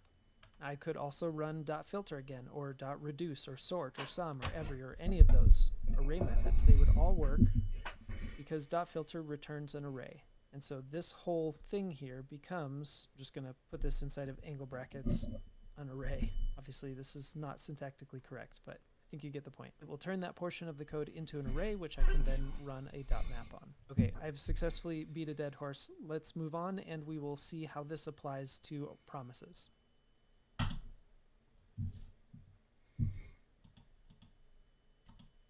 In a previous screencast, we talked about how the promise that gets returned from methods such as fetch have some methods that we can run to access certain things. The main method that we've been using so far is .then, and we can see this a little more plainly if we save our promise as a separate variable. I don't make this a normal practice, but it can be helpful just to see what's going on. So fetch doesn't, again, return the data, it returns a promise. And that promise has a .then method, so I can say promise.then. There's nothing special about this being the word promise. I could call this blah Then I'd have to change this to blah. I'm just using promise to make sure that it's obvious what it is. And actually, maybe as an aside, that's different than cap end because it's a returns. Just like how it originally was tempting to assume that fetch returned the data, but actually it turned the promise. It's tempting to think that .then, where we're doing this kind of callback function here, changing the response body from JSON into JavaScript, will return the JavaScript object, but I want you to figure out what promise.then returns. Pause here and try out this mini challenge. Let's actually try it. What does this do? .then data, set the result to a variable and log it into the console. Let's const promise then equal then console.log promise then promise.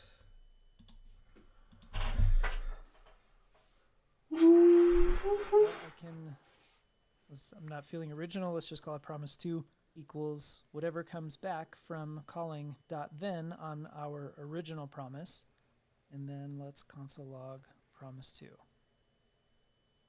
And look at that. It's actually another promise. Now this comment down here has kind of gotten shifted down as we've added this mini challenge and everything. But now see if you can connect these dots. We just talked about method chaining, and we just saw that this .then is returning a promise. So hopefully we can kind of put 2 and 2 together and figure out that the reason we were able to do 2 .thens, here we still have the original code. We have our fetch that returns a promise. We chained on a .then, which, as we just found out, also returns a promise. .then, as a method, returns a promise, which is how we are then able to add another .then. And of course, this .then returns a promise, so we could chain on another .then, and another .then, and another .then. In this case, we don't really need to do that, but here we get to see the beginnings of a concept called promise chaining. We're going to dive a little bit deeper into promise chaining, but for now we can see that it is the same exact principle that we saw with when we combined our .filter and our .map array methods, or we put a .add event listener on top of our .get element by ID. And of course, as we've been practicing up until now, we usually won't end up saving these things as separate variables. So if I were to clean all of this up, it'd be back to the way we were before, the way we have it up here, where I'm just combining it all into one. Hopefully this has been helpful in demystifying exactly what's happening with the syntax here. Let's very briefly touch on what .then is doing. We'll do that in the next screencast. Okay. I'm going to take lunch and then, yeah. I think I'm going to do my project.